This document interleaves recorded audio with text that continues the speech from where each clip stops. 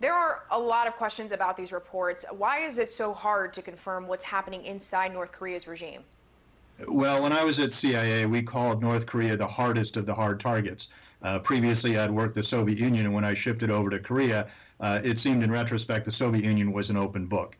All of the intelligence sources, particularly human intelligence, have a great deal of difficulty getting information on North Korea. So right now, as you've been pointing out, we have a lot of rumors that he's dead, he's incapacitated from, it could be a heart attack, it could be COVID-19, it could even be a failed rocket test that he was observing. Other rumors are that he's fine. He's walking around the port city of Wonsan, and he's just away from the city in order to save himself from the COVID-19.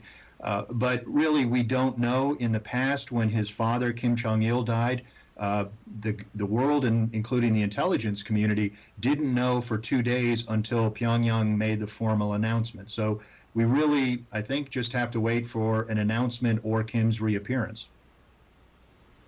Well, let's turn over to the succession plan because there isn't really a formal one. So what do we know about Kim's sister, and how likely is it that she'd succeed him?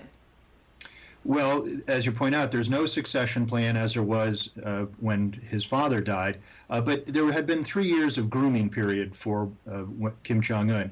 Here we have no sense of what might happen. There could be a plan behind the scenes, and up until about 2 years ago, people would have thought that a strict Confucian traditional culture like North Korea wouldn't have a woman lead. But in the last 2 years, she's really acquired a lot of stature, a lot of authority, some senior positions.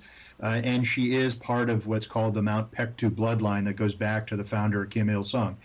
She's on the U.S. sanctions list for human rights abuses like Kim Jong-un is. There's no evidence that the regime, whether it's her or someone else, would pursue any different policies under the successor than under Kim Jong-un. They've said they won't give up their nuclear weapons, and they continue to threaten South Korea, Japan, and the United States.